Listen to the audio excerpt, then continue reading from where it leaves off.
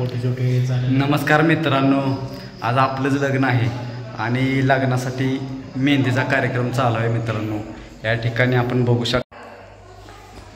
मित्रांनो, मेहंदी काढण्यासाठी मेहंदीची सजावट केळीच्या पानावरती अशा पद्धतीने नाव टाकून आमच्या ताईने सजावट केली होती.